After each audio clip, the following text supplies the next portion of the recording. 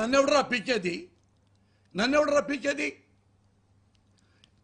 ఇవన్నీ సార్, ఇవన్నీ తెలియదా? కేంద్రానికి తెలియదా?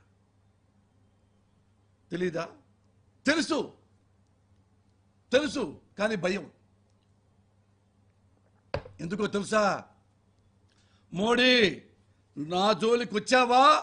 ఒకసారి వచ్చావు, అవినీతిపరుడు అన్నావు. ఏం చేశాను నిన్ను? మోడీ కేడి, నీ పెళ్ళామేంటి, నా పెళ్ళామేంటి? నువ్వు 2000 ముస్లిం సోదరుని చంపావు అన్ని అబద్ధం ఆడా.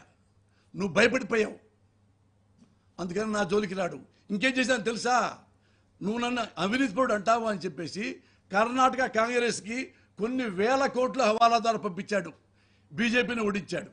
చెప్పాడు, నేను బీజేపీని ఓడించా, డబ్బులు పంపించి కాంగ్రెస్కి డబ్బులు ఇచ్చా. అందుకని నేనంటే భయం, నా జోలికి రాడు. ఎందుకు రాడు అంటే నేను ఎన్నెన్నో చదివాను, ఎన్నెన్నో చూశాను.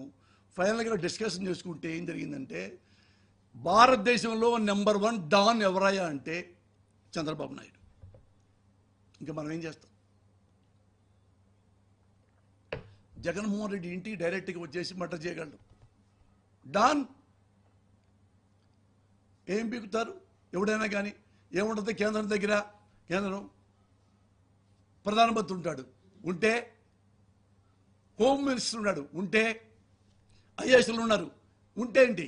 ఐపీఎస్లు ఉంటే ఏంటి? న్యాయస్థానాలు ఉంటే ఏంటి? న్యాయవాదులు ఉంటే సిబిఐ ఉంటే ఏంటి? నా దగ్గర ఏమున్నాయి తెలుసా?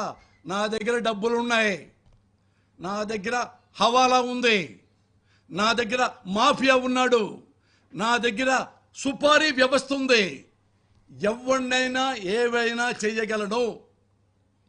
అంత ధీమాలో చంద్రబాబు నాయుడు ఉంటే మరి ఆంధ్రప్రదేశ్ ముఖ్యమంత్రి పరిస్థితి తెలుసా? 10 మందిని పెట్టుకొని ఎవడో రాయత్ చంపుతాడో ఈ చంద్రబాబు నాయుడు ఏ లెవెల్లో చంపుతాడని ఈ టెన్షన్లో పడిపోయాడు ఆయన. పాపం ఎవరికైనా ప్రాణమే కదా. ఆయనకి వెంట్రుకతో సమానం జగన్మోహన్ రెడ్డి గారికి ప్రాణం.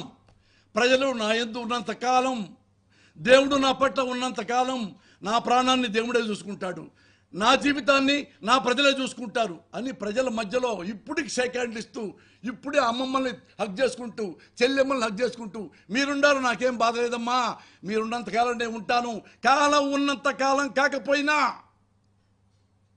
100 ఏళ్ళైనా నిమితి మీరు నన్ను బతికించుకుంటారు అనే ధైర్యంతో, గుండె ధైర్యంతో, మొండి ధైర్యంతో, మూర్ఖపు ధైర్యంతో వస్తున్నాడు. కానీ జగన్మోహన్ రెడ్డి గారిని చంపటం డెడ్ ఈజీ. ఈరోజు డెడ్ ఈజీ చంద్రబాబు నాయుడు గారికి. పాతయాన్ని మీరు చూశారు కదా, పాతయాన్ని మీరు చూశారు. ఎలా ఎంతమంది చంపాడో, ఎంతమంది ఎరాడికేట్ చేస్తాడో. ఇప్పుడు మరి ఎవరు కాపాడతారు? మోడీ వాళ్ళు.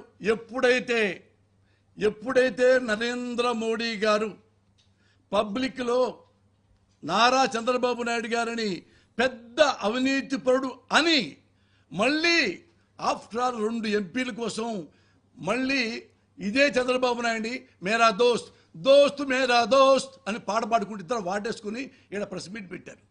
What a shame it is. Modi గారు ఇంకా మా జగన్మోహన్ రెడ్డి గారికి మీరు కాపాడతారా సార్?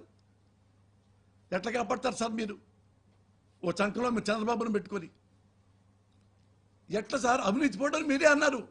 అదేమంటే సింపుల్గా దేవుడు నిన్ను కాపాడుగాక, దేవుడే కాపాడితే అని మీరు ఎందుకు సార్ ప్రధానమంత్రిగా? అది అమిత్ షా హోమ్ మినిస్టర్ ఎందుకు సార్?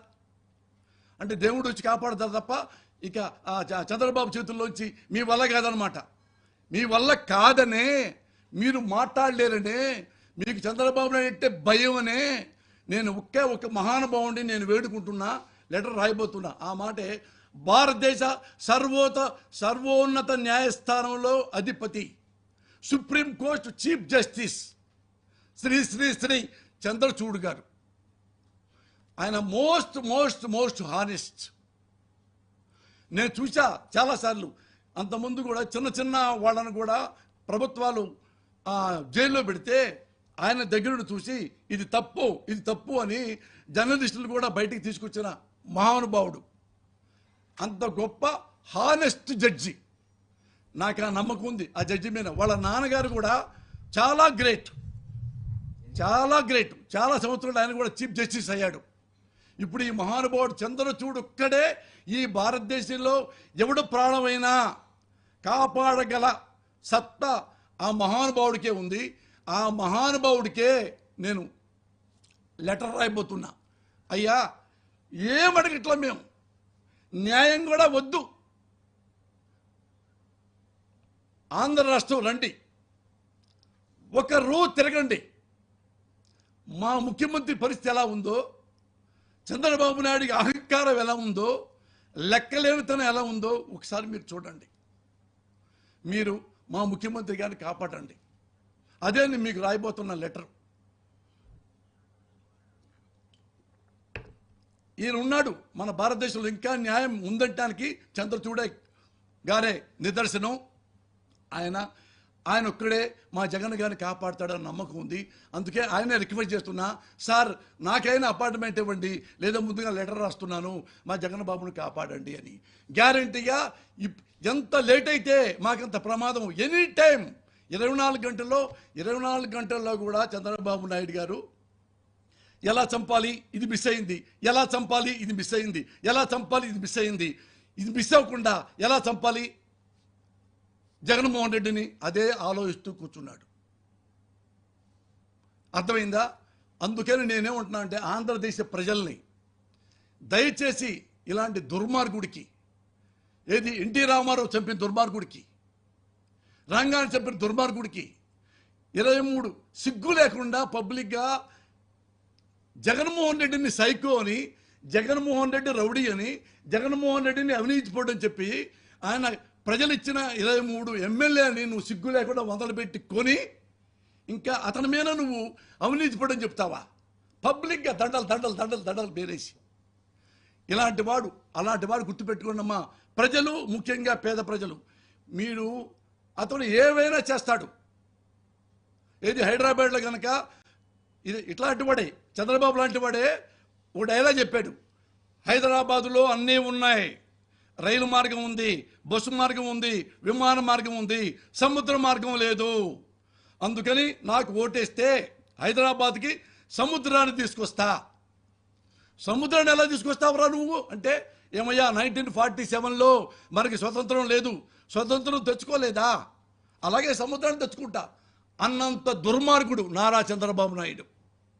గుర్తుపెట్టుకో, ఏ ఒక్క హామీలు నమ్మొద్దమ్మా.